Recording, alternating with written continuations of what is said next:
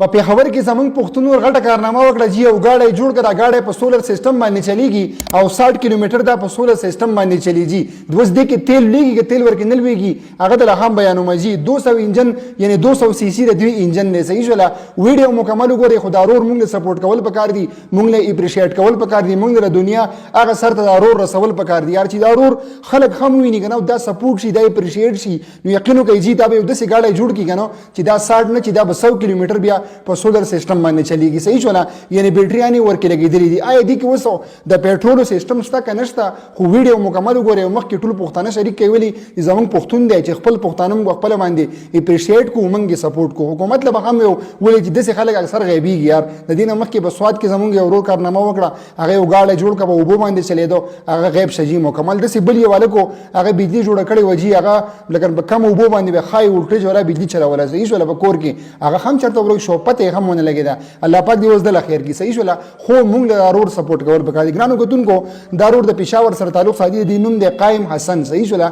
د دا ګاډی جوړ کړي 200 سی سی انجن دی ورکی یعنی په سولر سیستم باندې چلیږي. د کی بیټریانی لګیدلې دي دا بیټریانی چارج کیږي. ټیک دا چې کله د چارج کین دا صرف 3 یونټ د بجلی خرج کوي یعنی په کم چارج باندې خای لکه زه به دا وایم چارج کم خوري او کیلومتر 60 کیلومتر غره ډېر غټ شی دی. خای 60 کیلومتر صرف په 3 یونټو باندې خای لکه 3 یونټ بجلی خرج کوي او 60 کیلومتر به بیا په بیټریانو باندې په سولر سیستم باندې چلیږي. ټیک شو. خو او وزن چې کم دی کنه دا 400 کیجی وزن برداشت کولای شي یعنی 400 کیجی وزن دا برداشت کولای شي. دا ګاډی چې کم دی دا په خال وړو کړي خو ضرور سپورټ شي ضرور اپریشیټ شي نو کې دي چې دا د سی ګاډی جوړ کی چې دی کې دا انجن 1500 سی سی ولګي کې دي چې دی کې 1000 سی سی انجن ولګي. صحیح سره وسی خو 200 باندې سٹارټ اغسته دي. ټیک ده کنه.